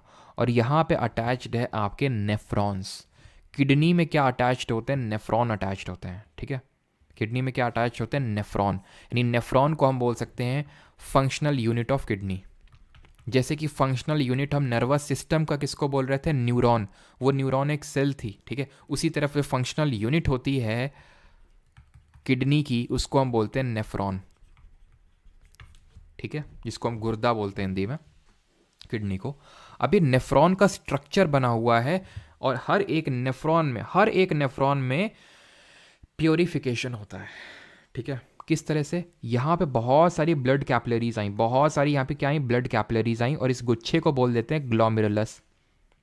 ये जो इस तरह से इस कप साइज, ये कप शेप का जो आपका स्ट्रक्चर है, इसको बोलते हैं बोमैन्स कैप्सूल। यहाँ पे लिखा भी हुआ है, जो कप तरह का स्ट्रक्चर दिख रहा है इसको बोलते हैं बोमैन्स कैप्सूल। ये हो तो ये आपका बोमैन्स कैप्सूल। और ये जो है आपकी डिफरेंट बहुत सारी छोटी छोटी छोटी छोटी छोटी छोटी क्या है ये आपकी आर्ट वो है, छोटी छोटी आपकी जो ब्लड की कैपलरीज हैं वो यहाँ पे हैं। अब ये जो आपको दिख रहा है that is your Bowman's capsule. यहाँ पे छोटी छोटी आपकी कैपलरीज खुल रही हैं जिसमें कि ब्लड कंटेंट है। अब यहाँ पे होगा फिल्ट्रेशन। फिल्ट्रेशन में क्या होगा सर? फिल्ट्रेशन में ये होगा कि यहाँ पे ब्लड को फिल्टर कर लिया जाएगा, इसको बोलेंगे फिल्ट्रेट। इसका मतलब ये हो गया कि सर इसमें जो है जो भी वेस्ट मटेरियल था उसको ले लिया गया, बिल्कुल ले लिया गया। लेकिन ये प्योर वेस्ट मटेरियल नहीं होता, इसमें भी बहुत सारी चीज़ें ऐसी होती हैं जो कि काम की होती हैं, जैसे कि ग्लूकोज हो गया, जैसे कि सॉल्ट्स हो गए, जैसे कि अमीनो एसिड्स हो गए। ये चीज़ें अभी काम की हैं जो वेस्ट के तौर पे बाहर नहीं जानी चाहिए, ये बॉडी को नीडेड है। अगर सब वेस्ट में ही चला जाएगा तो हमें बहुत सारा खाना खाना पड़ेगा। तो इसलिए ये होगा क्या, यहाँ पे आप देख रहे हैं ये बोमैन्स कैप्सूल के पास, और इस पर्टिकुलर टेक्निक को बोलते हैं अल्ट्रा फिल्ट्रेशन। अल्ट्रा फिल्ट्रेशन है बिकॉज ये जो ग्लोमेरुलस है ये अटैच्ड नहीं है बोमैन्स कैप्सूल से, तो इसको हम बोलते हैं अल्ट्रा फिल्ट्रेशन की टेक्निक है ये। इससे क्या हुआ, फिल्ट्रेट जो है वो बोमैन्स कैप्सूल के पास पहुंच गया फ्रॉम ग्लोमेरुलस। अब ये बोमैन्स कैप्सूल में आप ये लंबी लंबी सी ये सब देख रहे हो, ये पास होंगी ऐसे ऐसे ऐसे ऐसे करके, और जब तक ये पास होंगी तो यहाँ से उस पर्टिकुलर न्यूट्रिएंट्स को निकाल लिया जाएगा जो वेस्ट के तौर पे नहीं निकलने चाहिए थे, जैसे कि ग्लूकोज, जैसे कि सॉल्ट, जैसे कि अमीनो एसिड। ये यहाँ पे निकल जाएंगे और ब्लड को सप्लाई कर दी जाएंगी। भाई लो ब्लड, हमसे गलती हो गई थी, हमने निकाल लिया, ये तो काम की चीज़ें हैं। और फाइनली जो वेस्ट बच जाता है वो इस तरह से निकल जाता है कंडक्टिंग डक्ट के थ्रू। ये फाइनली चला जाता है आपका कहाँ पे, ये चला जाता है अब यहाँ पे हर एक नेफ्रॉन पे ऐसे ही चल रहा होगा, और ये कंडक्टिंग डक्ट के थ्रू यूरेटर में आ जाएगा वेस्ट मटेरियल, जिसको कि हम बोलते हैं यूरिन, और ये स्टोर हो जाएगा ब्लैडर में, जिसको यूरिनरी ब्लैडर भी बोलते हैं, एंड देन ये यूरेथ्रा के थ्रू पास हो जाएगा। ठीक है, एंड ये इसमें स्टोर करने की इसमें लिमिट होती है, रफली 500 ml की इसमें जो है 500 ml की इसकी स्टोरिंग कैपेसिटी होती है। मेल में थोड़ी ज़्यादा होती है, फीमेल में थोड़ी सी कम होती है। फीमेल में रफली 400 ml के रफली स्टोरिंग कैपेसिटी होती है।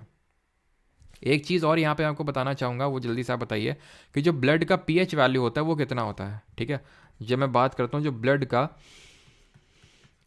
pH वैल्यू, तो pH वैल्यू अभी मैंने आपको पढ़ाया नहीं केमिस्ट्री में, इसका pH वैल्यू 7.4 होता है, दैट मीन्स स्लाइटली अल्कलाइन होता है। स्लाइटली अल्कलाइन यानी 7 से ऊपर है, दैट मीन्स वो थोड़ा सा अल्कलाइन नेचर का है। ठीक है, जब आपको pH पढ़ाऊंगा पावर ऑफ हाइड्रोजन तब आपको समझ में आएगा 7 से कम 7 से ज़्यादा का मतलब क्या होता है, बट अभी के लिए 7.4 इसका pH वैल्यू होता है। वहीं अगर हम बात करें यूरिन की तो ये स्लाइटली जो है एसिडिक करेक्टर होता है इसका, यानी कि स्लाइटली एसिडिक होगा, रफली 6.6 इस या फिर 6.6 से लेकर 6.6 तक के बीच में होता है, यानी कि स्लाइटली एसिडिक नेचर का होता है ये। इसका जो कलर होता है वो किस कलर का होता है, ये होता है आपका येलोइश कलर का। येलोइश कलर का होता है, आपने देखा होगा कि कभी कभी ज़्यादा येलोइश कलर का होता है और कभी कभी कम येलोइश कलर का होता है, लाइट होता है कभी डार्क होता है। वो कब होता है ये भी आपको पता है कि जब आपकी बॉडी हाइड्रेटेड है, अच्छा खासा आपने पानी पी रखा है, तो वो लाइट येलो कलर का होगा, और अगर आप पानी की बहुत कमी है तो यूरिन आपका डार्क येलोइश कलर का होगा। उससे आपको पता चल जाता है क्योंकि जब एक्चुअल में जब यहाँ से ग्लोमेरुलस से बोमैन्स कैप्सूल के पास पहुँचा और जब यहाँ से पास हो रहा था तो ये देखता है कि भाई कितना वाटर का भी इस बॉडी में, अगर वाटर ठीक ठाक है तो उसको पास होने देता है वाटर को। बॉडी में अगर वाटर की कमी है तो उस वाटर को भी क्या कर लेता है, रिटेन कर लेता है, वाटर को भी सोख लेता है।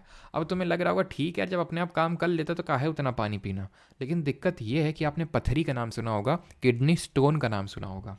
होता ये है कि फॉर एग्जाम्पल मान लो कि उसने बहुत आपके पानी की बहुत कमी है तो उसने पूरा पानी सोख लिया क्योंकि आपके बॉडी को पानी की ज़रूरत थी, लेकिन इसमें जो सॉलिड पार्ट था सर, जो सॉलिड क्रिस्टल्स थे, अब क्योंकि इतना ज़्यादा कंसनट्रेटेड हो जाएगा, ये इतना ज़्यादा कंसनट्रेटेड का मतलब ये है कि उसमें सॉल्वेंट कम सोल्यूट ज़्यादा, तो ये क्या है ना चिपक जाएगा वॉल से, और जब चिपक जाएगा ना तो यही बाद में किडनी स्टोन बन जाता है। किडनी स्टोन तभी बनता है, ये पथरी तभी होती है जब आप सॉलिड पार्ट ज़्यादा है आपके उसमें और सॉल्वेंट कम है, पानी की कम मात्रा है और उसको उसमें वेस्ट ज़्यादा है, खून में वेस्ट ज़्यादा है और पानी की मात्रा तुम कम दे रहे हो बॉडी को, उस केस में क्या बनता है, किडनी स्टोन बनता है। क्योंकि वो किडनी स्टोन क्या है, वो छोटे छोटे छोटे छोटे छोटे छोटे जो पार्टिकल्स हैं वो आपस में मिल जाएंगे और वो किडनी स्टोन बन जाएगा। कैल्शियम ऑक्जिलेट का यूजुअली होता है वो बना आपका किडनी स्टोन। किसका बना होता है, कैल्शियम ऑक्जिलेट का बना होता है आपका किडनी स्टोन। कैसे बना आप समझिए ना, अगर आप पानी कम पिएंगे तो फिर यही होगा, आपके सॉलिड पार्टिकल जो है वो क्रिस्टलाइज होने लगेंगे। एंड इसका कलर जो येलोइश कलर का होता है, ये क्यों होता है, ये यूरोलोबिन या फिर यूरोक्रोम, या तो यूरोक्रोम बोल लो या फिर यूरोबिलिन बोल लो, जो आपका एक तरह से हम बोल सकते हैं स्टूल जो पास होता है, जो सॉलिड वेस्ट जिसको हम बोलते हैं स्टूल जो पास होता है, वो बिलिरुबिन की वजह से येलो होता है। दोनों का अलग अलग रीज़न होता है, बिलिरुबिन की वजह से वो येलो कलर का होता है। अब ये क्या है कि यूरेटर में आया वेस्ट, जो अब ये वेस्ट है आपका वो आपका ब्लैडर में स्टोर होगा एंड यूरेथ्रा के थ्रू क्या होगा, बाहर निकल जाएगा। अब ऐसा नहीं कि इसमें सिर्फ आपका, और आपने देखा होगा कि भाई यूरिन जब पास होता है, जब मान लो कहीं पब्लिक टॉयलेट वगैरह होती है तो काफ़ी जोर का क्या आता है, मतलब बदबू टाइप आता है। वो बदबू क्यों होता है, वो फाउल स्मेल होती है आपकी, जो आपका अमोनिया होता है उसकी वजह से। बिकॉज ये जो निकला, ठीक है, इसमें से आप ये समझ लो 95% तो ऑलमोस्ट वाटर ही होता है अभी भी। अगर ठीक ठाक मात्रा में आप पानी पी रखें तो 95% वाटर होता है। जो आपका यूरिन पास हो रहा है उसकी बात कर रहा हूँ मैं। यूरिया होता है जो कि बाद में अमोनिया में कन्वर्ट हो जाता है, ये होता है रफली 2%। ये चीज़ आपको ध्यान रखना है, ठीक है। एंड बस क्लियर है। एंड बाकी तो, और इसका पीएच वैल्यू आई थिंक 6.6, तो ये काफ़ी ज़्यादा हो गया। ये रफली 5 के समथिंग होगा, 4.5 से लेके 5 के बीच में होता है ये, ठीक है। स्लाइटली नहीं, हाईली एसिडिक का कैरेक्टर होता है इसका यूरिन का, ऑलराइट। एंड और कुछ तो यहाँ पे नहीं है, ठीक है। चीज़ें होती हैं यहाँ पे आपके ख़त्म। और हाँ, डायलिसिस क्या होता है भाई, और एक चीज़ कि जो किडनी का स्ट्रक्चर होता है इसमें ये चीज़ ध्यान रखना कि जो आउटर कवरिंग होती है इसको हम बोलते हैं कॉर्टेक्स। लिखा भी होगा यहाँ पे, ये लिखा हुआ है, ये हो गया आपका कॉर्टेक्स, ठीक है। और ये जो अंदर का पार्ट होता है इसको हम बोलते हैं मेडुला। ये जो पार्ट होता है ना इसको बोलते हैं मेडुला। बाकी सारी चीज़ें आपको पेल्विस ये सब देखने की ज़रूरत नहीं है। बस ये ध्यान रखना कि जो किडनी होती है उसकी आउटर कवरिंग कॉर्टेक्स होती है, अंदर का पार्ट को बोलते हैं मेडुला, और यहाँ पे अटैच रहते हैं नेफ्रॉन। और नेफ्रॉन का स्ट्रक्चर हमने देखा कि किस तरह से नेफ्रॉन का स्ट्रक्चर था। ये था आपका बोमैन्स कैप्सूल, और यहाँ पे इस तरह से आपका क्या था, यहाँ पे आपका था ग्लोमेरुलस। और यहाँ पे क्या हो रहा था, अल्ट्रा फिल्ट्रेशन हो रहा था, फिल्टर हो रहा था, और फिल्टर से जो निकल रहा था, ठीक है, वो इस तरह से पास हो रहा था। लेकिन पूरी चीज़ें अभी फिल्टर नहीं हुई हैं, जो चीज़ें नीडेड हैं वो अभी फिर से ब्लड में चली जाती हैं, और उसके बाद जो है कंडक्टिंग डक्ट से वो यूरेटर के पास जाएगा। 2 यूरेटर होते हैं हमारे लेफ्ट और राइट साइड में, और ब्लैडर में स्टोर हो जाएगा, एंड उसके बाद यूरेथ्रा से वो पास ऑन हो जाएगा, ठीक है। और येलो कलर क्यों होता है, किडनी स्टोन क्यों होता है, वो सारी चीज़ें हमने देख ली हैं। और ये डायलिसिस क्या होता है, तो डायलिसिस वो होता है जब लोगों की किडनी फंक्शन करना बंद कर देती है, किडनी फंक्शन नहीं करती है प्रॉपर तरीके से।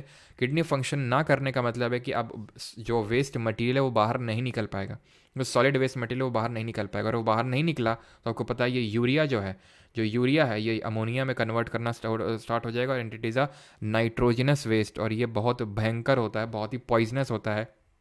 बॉडी में अगर रह गया थोड़ी देर तक तो ये हमारी सीधे डेथ तक हमें पहुंचा देगा, ठीक है। अगर किडनी हमारी फंक्शन नहीं करी तो ब्लड प्रॉपर तरीके से फिल्ट्रेशन उसका नहीं होगा, यूरिया स्टोर हो जाएगा ब्लड में, और वो अगर स्टोर रहा धीरे धीरे धीरे धीरे स्टोर रहा तो वो पॉइजनस हो जाएगा, अगर पूरे बॉडी में हमारे यूरिया फैल जाएगा, and it will lead to death, जो कि लोगों के साथ होता है, आपने देखा होगा, ठीक है।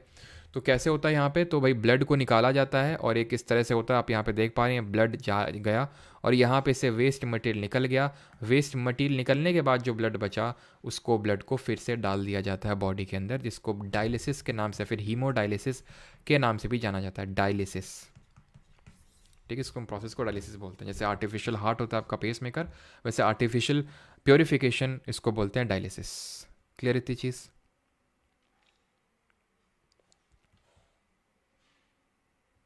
ठीक है। अभी करते हैं यहाँ पे क्वेश्चन, किसी कोई डाउट तो नहीं यहाँ तक।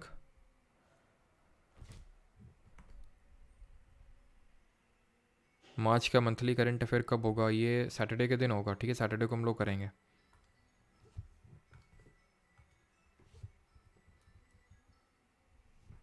करिए, पहला क्वेश्चन करिए।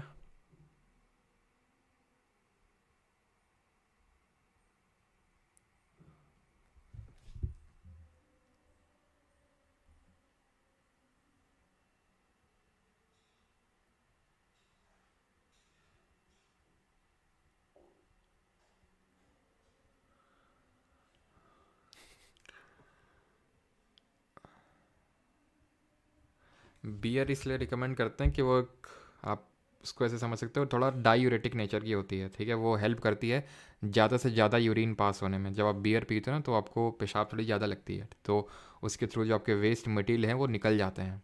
इसलिए जो है थोड़े से अगर छोटे मोटे स्टोन है तो उसमें हेल्प कर जाता है, लेकिन अगर बड़े स्टोन है तो उसमें आपका एक्सरे उसका टेक्निक का यूज़ किया जाता है, जिसमें कि बहुत ही वो रेस पास करवाई जाती हैं, जिससे कि उसको तोड़ा जाता है किडनी स्टोन को, और उससे आपका वो फिर फर्दर छोटे स्टोन में तब्दील होता है एंड देन वो यूरिन के थ्रू पास हो जाता है। तो बियर से ये होता है कि भाई जो छोटे किडनी स्टोन्स हैं वो यूरिन के थ्रू पास हो जाते हैं, ठीक है। तो ये एक बेनिफिट आप मान सकते हैं बियर का। चलिए, तो अगर यहाँ पे पहले क्वेश्चन के आंसर की बात करें तो क्या आंसर होगा? फ्लेम सेल, सबका सही है।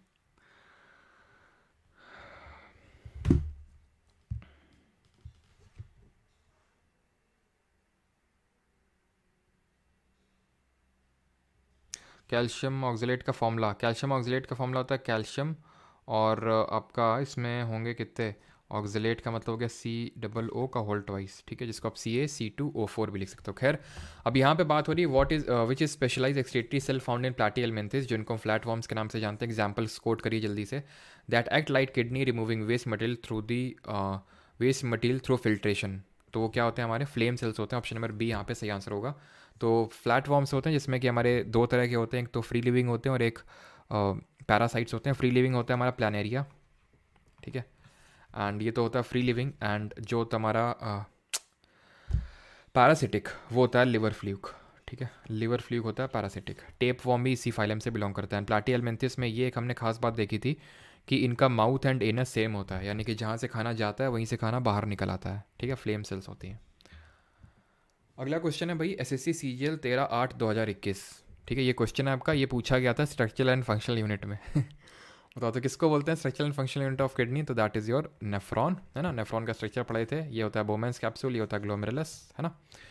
और कॉर्टेक्स क्या होता है? आउटर स्ट्रक्चर ऑफ किडनी होता है। कॉर्टेक्स होता है मिडल अंदर वाला पोर्शन को बोलते हैं। यूरेटर आप जानते हैं, यूरेटर, दो यूरेटर इस तरह से अटैच्ड होते हैं, और ये यूरिनरी ब्लैडर मिलता है, ये इस तरह से यूरेथ्रा से यूरिन पास हो जाता है। Which of the following chemicals is responsible for the yellow colour in urine? Yellow colour in urine की बात हो रही है।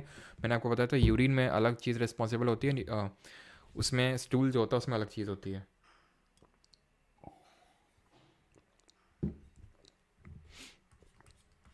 इसको हम यूरोक्रोम के नाम से भी जानते हैं। बिलिरुबिन जो होता है स्टूल का जो येलो कलर होता है उसके लिए रिस्पॉन्सिबल होता है, ठीक है। तो यूरोबिलिन या फिर यूरोक्रोम, आसानी से आप इसको याद कर सकते हैं। यूरिन और यूरोक्रोम, यूरोबिलिन सेम साउंड हो रहा है ना। और एक चीज़ और कि आपने देखा होगा एक चीज़ कि भाई जिनको किडनी फंक्शन ढंग से नहीं करती है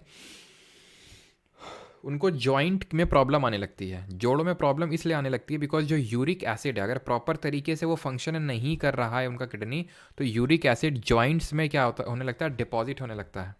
इसकी वजह से जोड़ों में दिक्कत आती है ऐसे लोगों को, ठीक है। The nephron is the microscopic structural and functional unit of, तो किसकी स्ट्रक्चरल फंक्शनल यूनिट होती है? किडनी की होती है। ऑप्शन नंबर ए यहाँ पे सही आंसर होगा। Which of this is an excretory organ of the human body? तो क्या एक्सक्रीटरी ऑर्गन कहाँ से हमारी चीज़ें निकल रही हैं? तो हार्ट तो पंपिंग ऑर्गन है, स्किन, ब्रेन, मसल्स। तो देखो एक्सक्रीटरी ऑर्गन प्राइमरली तो हमारा किडनी होता है, लेकिन अब किडनी ऑप्शन में है नहीं तो हम स्किन मारेंगे, क्योंकि स्किन से भी अगर हम देखें तो अभी जैसे गर्मी बढ़ रही है, ठीक है, तो गर्मी में पसीना आता है हमें। पसीना एक्चुअल में जो हमारा एक्सेस सॉल्ट होता है वो पसीने के थ्रू निकलता है।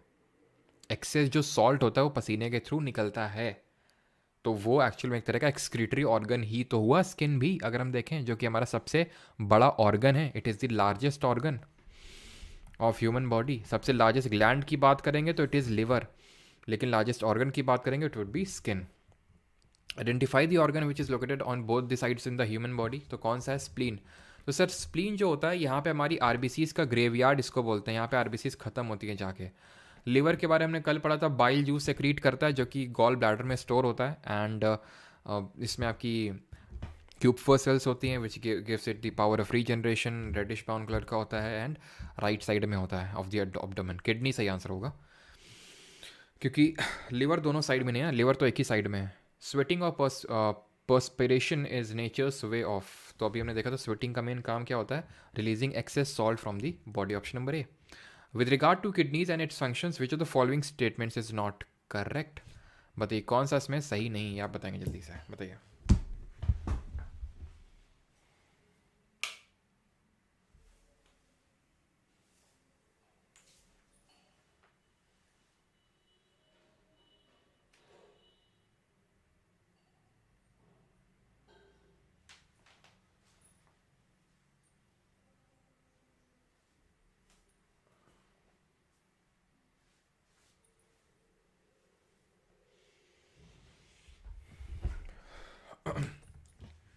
तो they maintain water balance and expel metabolic waste. Reptiles have, ठीक है ये तो करते ही हमने देखा था, वाटर बैलेंस मेंटेन करते हैं और जो मेटाबॉलिक वेस्ट होता है उसको बाहर निकालते हैं। तो किडनी का जो फंक्शन होता है वो वेस्ट को बाहर निकालना होता है और वाटर बैलेंस भी बना के रखना, ये भी इसका एक काम होता है। Reptiles have relatively more nephrons, ये हमने पढ़ा नहीं है, ठीक है कोई नहीं।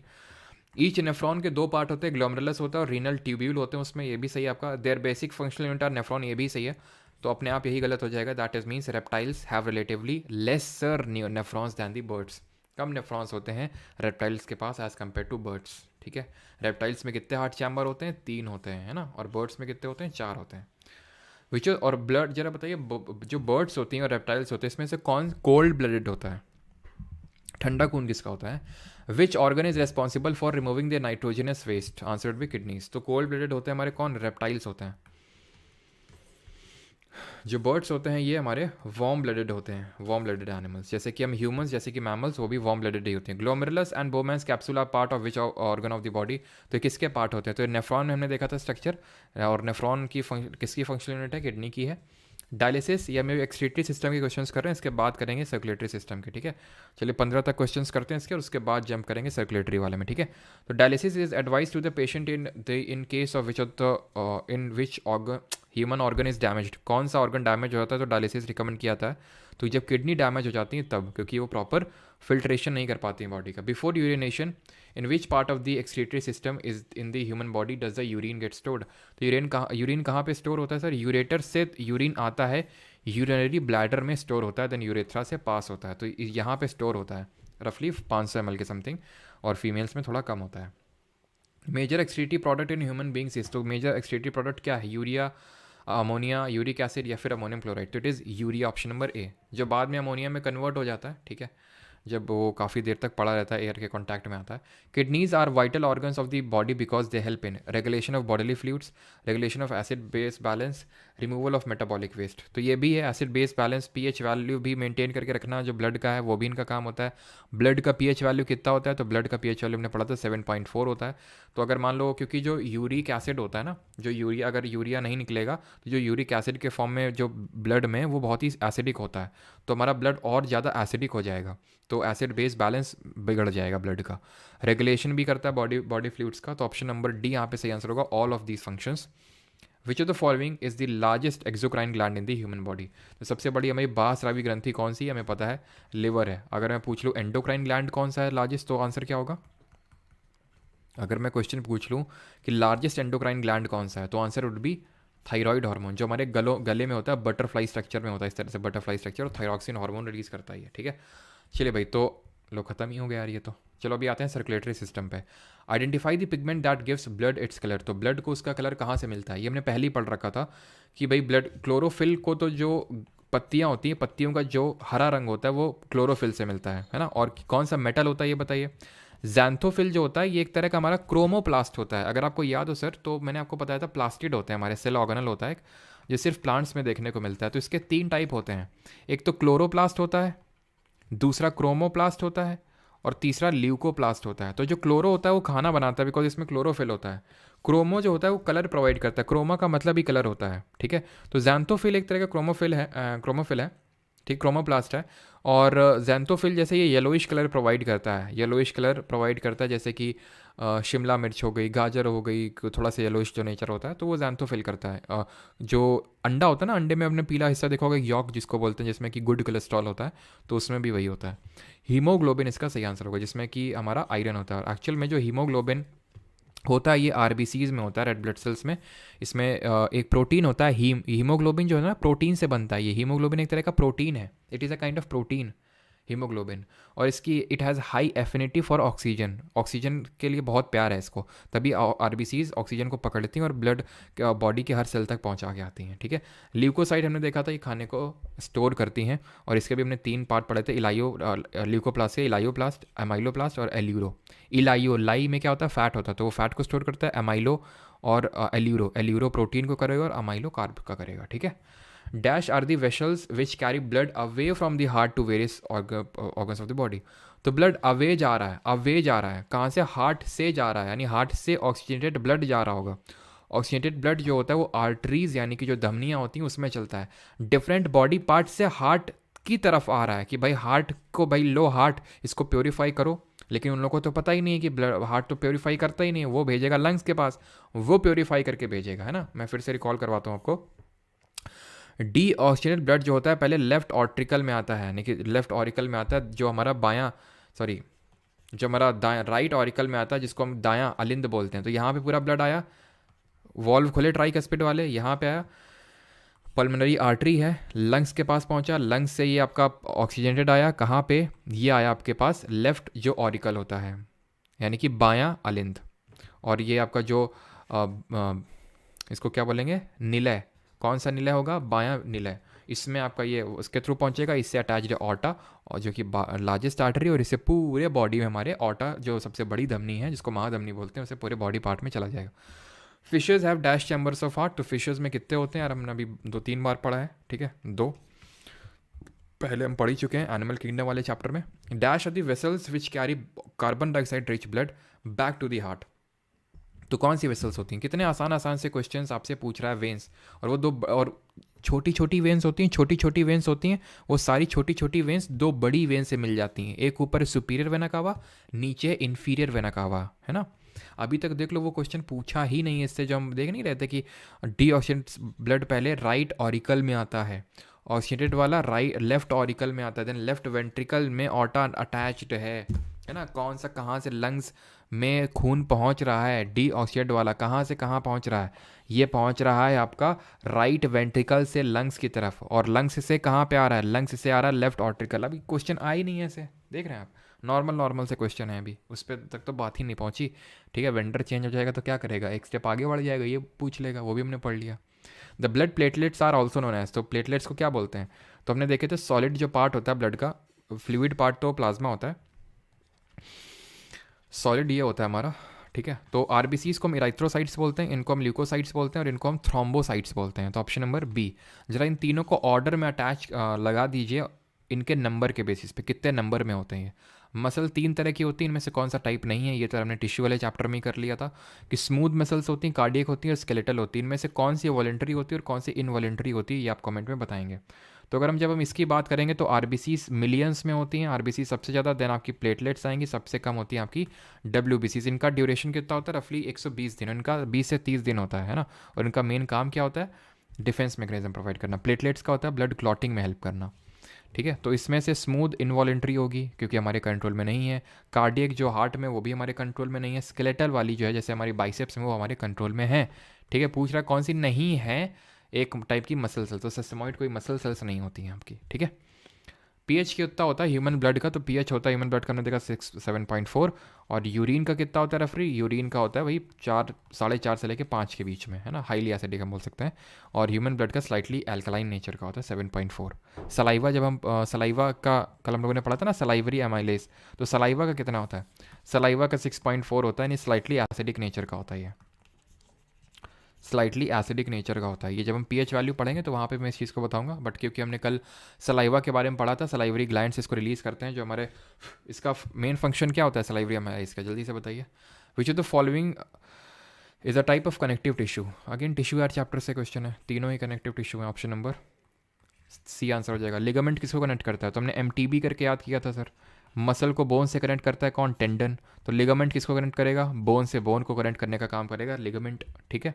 एंड क्या क्वेश्चन पूछा था, ये क्या करता है, कॉम्प्लेक्स कार्बोहाइड्रेट को सिंपल में ब्रेक करता है, और ये एक तरह से हम बोल सकते हैं स्टार्च एक तरह का कॉम्प्लेक्स कार्ब है, और शुगर एक तरह का सिंपल कार्ब है, ठीक है, कार्बोहाइड्रेट है, तो ये कन्वर्जन करता है। 24th, which of the following is essential to form haemoglobin in blood. तो कौन एसेंशियल है टू फॉर्म हीमोग्लोबिन? तो मैंने अभी आपको बताया था कि जो हीमोग्लोबिन है वो किससे बनता है? फैट, आयरन, कैल्शियम या फिर प्रोटीन। तो ये प्रोटीन से बना होता है। ऑप्शन नंबर डी यहाँ पे सही आंसर हो जाएगा। 25th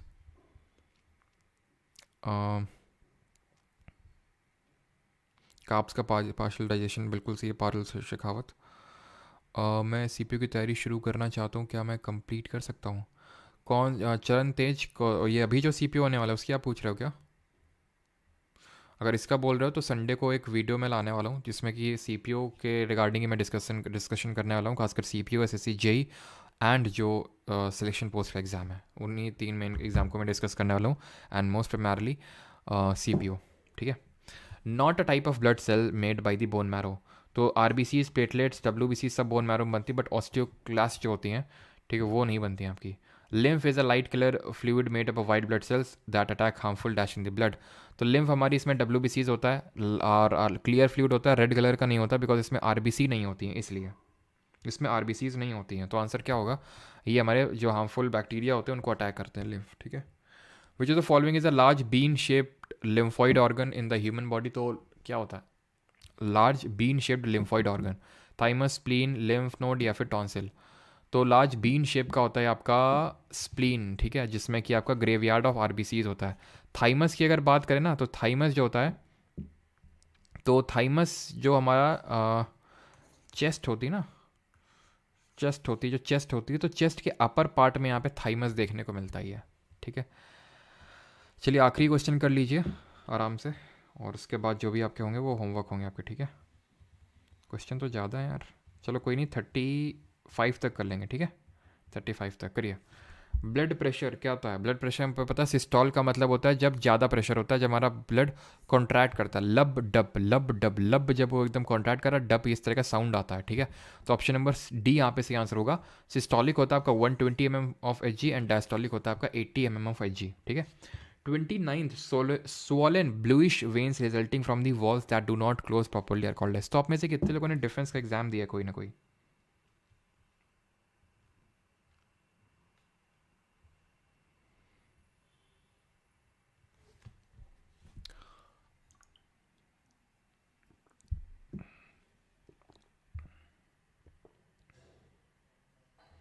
सिर्फ 19 में हार्ट टू बॉडी पार्ट्स में आर्टरी नहीं होगा? 19 क्या था?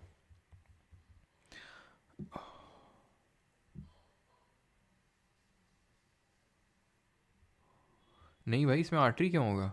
आर्टरी में तो ऑक्सीजनेट कैरी होता है ना, यहाँ पे तो डीऑक्सीजनेट की बात हो रही है। जब तक पलनरी वर्ड नहीं लगेगा तब तक आपको दिमाग नहीं लगाना। ठीक है।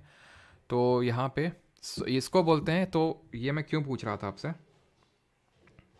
पूछ मैं इसलिए रहा था बिकॉज जो आप अगर आपने दिया होगा तो काफ़ी लोग को ये प्रॉब्लम रहता है वेरिकोस वेंस का। जब प्रॉपर तरीके से क्लोज नहीं होती है वेंस तो ये फूल जाती हैं। तो कुछ लोगों के पैर में आपने देखा होगा आली बहुत बड़ी बड़ी सी, नॉर्मल तो कुछ छोटी मोटी नसें दिखती हैं, लेकिन बहुत बड़ी बड़ी फूली हुई उभरी हुई, उसको वेरिकोस वेन बोलते हैं। ठीक है।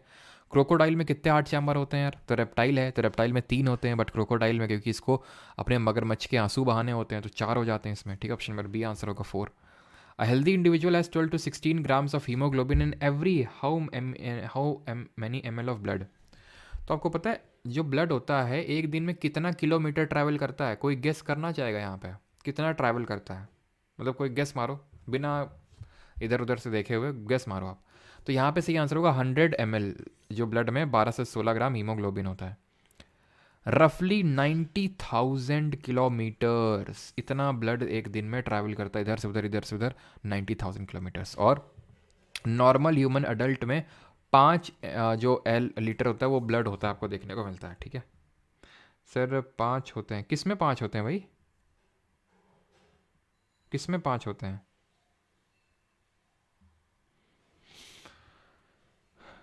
ठीक है, 5 नहीं 4 होते हैं इसमें क्रोकोडाइल में। ठीक है, इतनी बार पढ़ाया फिर भी 5 कर रहे हो। 5 लीटर ब्लड होता है। ठीक है, ह्यूमन बॉडी में। Which of the following blood groups is called as universal receiver? जो सबसे ले सकता है, ए बी पॉजिटिव। ठीक है, सर्वग्राही। और सर्वदाता कौन है? ये हमारी यूनिवर्सल डोनर है, O negative. 33 the sino atrial node is located in the. तो ये कहाँ पर लोकेटेड होता है? तो मैंने आपको बताया था ये इलेक्ट्रिक इम्पल्सेस जनरेट करता है। इसको नेचुरल पेसमेकर के नाम से भी जानते हैं, हार्ट में होता है। And the last question for the day is that which part of the body is responsible for the red blood cells? तो कौन रिस्पॉन्सिबल होता है for the red blood cells, तो ऑब्वियस सी बात है बोन मैरो मतलब रिस्पॉन्सिबल, ठीक है, तो ये आपका बोन मैरो होगा, ऑप्शन नंबर डी। ऑलराइट, तो यहाँ पे बाकी के जो 5 क्वेश्चन हैं वो आपका होमवर्क है, खुद से करेंगे। ए बी पॉजिटिव मेरे बॉयफ्रेंड का, अच्छा क्या 24 में कन्फ्यूजन, 24 में क्या कन्फ्यूजन है? हाँ ठीक है, समझ गया तो ये क्या है, which of the following is essential to form haemoglobin in blood? Fats, iron, calcium, protein. Okay okay, ठीक ठीक ठीक ठीक ठीक, sorry sorry sorry, essential to form iron होगा आपका, ठीक है। प्रोटीन का स्ट्रक्चर होता है ये, हीमोग्लोबिन प्रोटीन का बना होता है, बट आयरन चाहिए इसको बनाने के लिए, ठीक है, आयरन होगा इसका ऑप्शन नंबर बी, सॉरी, ठीक है, ये एसेंशियल है for the formation of haemoglobin.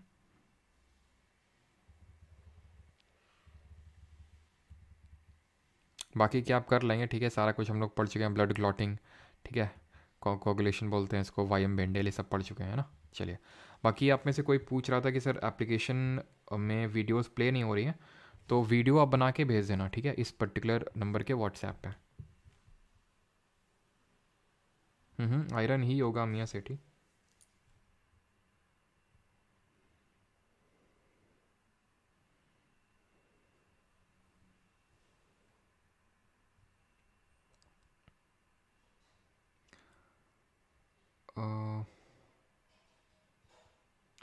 Digestive system में 25th क्वेश्चन नहीं हुआ, अभी बता रहे हो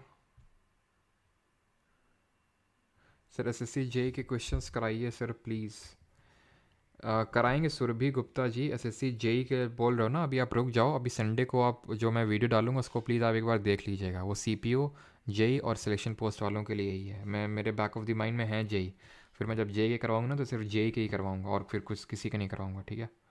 आज का मैच बोरिंग है, अच्छा तभी ज़्यादा ऑडियंस आज नहीं भागी है कल का मैच तो यार खैर मैंने भी देखा था, तुम लोग में से बोला था ना ट्रैविस हेड मार रहा है, तो फिर खाना खाते थोड़ा देखा, लेकिन जो भी आया मारते ही चला जा रहा था आखिर तक, तो फिर पूरा ही देख लिया। आईएएस के लिए ऐप नहीं है क्या? अंकिता शिंदे है, अंकिता जी एप्लीकेशन है, एक तो आप वेबसाइट में यूज़ कर सकते हो इस वेबसाइट में, बाकी एप्लीकेशन का भी लिंक आपको अलग से लेना पड़ेगा, ये नंबर के व्हाट्सएप पे आप सेंड कर दीजिएगा कि मुझे आईफोन का लिंक चाहिए, लिंक आपको मिलेगा, उसमें ऑर्गेनाइजेशन आईडी डालिएगा 34562342 और उसमें अपना आईडी बना लीजिएगा, ठीक है। आईडी नहीं हो तो पहले वेबसाइट बना लेना, देन उसी आईडी से वहाँ पे लॉगिन करना, ठीक है। आईफोन वाले जो हैं पहले वेबसाइट में जाके आईडी बना लेना और यहाँ पे इस नंबर से वो लिंक आप ले लेना, ठीक है। मुशर्रफ हुसैन वो भी करवा देंगे, ठीक है, अभी मैं सोच रहा हूँ बजट हो जाने देते हैं, उसके बाद स्कीम्स करेंगे तो ज़्यादा सही रहेगा। आरसीबी का रिकॉर्ड टूट गया, कौन सा रिकॉर्ड टूट गया अभी? सर आप किसके फ़ैन हैं? फ़ैन है यार, पहले हुआ करते थे, पहले थी के आर, मतलब पहले बहुत पहले, अब तो काफ़ी टाइम हो गया, देख ज़्यादा इंटरेस्ट नहीं रहा, पहले होती थी के आर।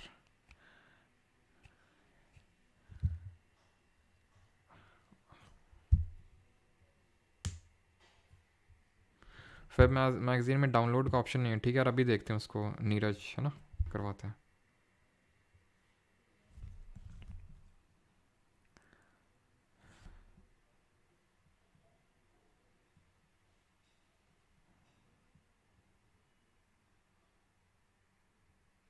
किडनी काम करना क्यों बंद कर देती है? तो किडनी के कई कारण होते हैं किडनी फेलियर के, आपने देखा होगा जिन लोगों को डायबिटीज़ रहता है, जैसे मेरे ग्रैंडफादर को है किडनी का प्रॉब्लम, तो उनको थोड़ा डायबिटीज़ का, हाई शुगर का प्रॉब्लम है, हाई बीपी का भी प्रॉब्लम है, तो उन लोगों को ज़्यादा रहती है, जिसकी वजह से उनको जॉइंट्स का भी प्रॉब्लम रहता है, तो जिसको भी हार्ट डिजीज़ रहती हैं, ओबेसिटी रहती है, यानी कि डायबिटीज़ भी है अगर, तो उन लोगों को ज़्यादा प्रॉब्लम रहती है किडनी फेलियर का, है ना।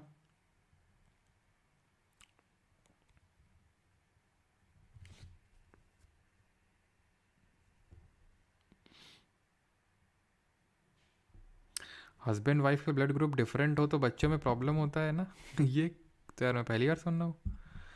अब मैंने तो, ऐसा तो होता नहीं है भाई ब्लड ग्रुप मैच करके, भाई तुम्हारा ब्लड ग्रुप क्या है, कास्ट और गोत्र मैच करवाई जाती हैं, ब्लड ग्रुप तो मैं पहली बार सुन रहा हूँ, ऐसा होने लगा तो भाई पहले तो ब्लड ग्रुप ही मैच करवाया जाएगा, भाई तुम्हारा क्या है पता नहीं यार, मैं तो पहली बार सुन रहा हूँ ये तो, कि भाई अलग अलग होता है तो बच्चों को दिक्कत होती है, ऐसी तो मैं कोई दिक्कत नहीं होती शायद। सर मैं आज सुबह से नहीं पढ़ा, अब दिमाग ख़राब हो रहा है, क्या करूं? तो जल्दी से बिना कुछ सोचे समझे पढ़ लो। 1 घंटा फोकस के साथ एकदम पढ़ लो, सारी जो फ्रस्ट्रेशन है वो निकल जाएगी एकदम फोकस के साथ। ऐसे लंबी गहरी सांसें लो, 3 4। 2 मिनट कहीं पे देख लो, एकदम ध्यान टिका के, एकदम कहीं पे भी 2 मिनट। उसके बाद जो है अपना पढ़ाई में फोकस कर लेना। ठीक है सर, मैं सीजीएल 2024 की प्रिपरेशन कर रहा हूँ, तो आपका 1 शॉट लेक्चर सफिशिएंट रहेगा। सफिशिएंट नहीं, वो रिवीजन पर्पज़ के लिए थे, सफिशिएंट तो नहीं। ठीक है, चलिए भाई, थैंक यू। और जो लोग को बैच वैच ज्वाइन करना है, परमार एकेडमी एप्लीकेशन और इस वेबसाइट से कर सकते हैं।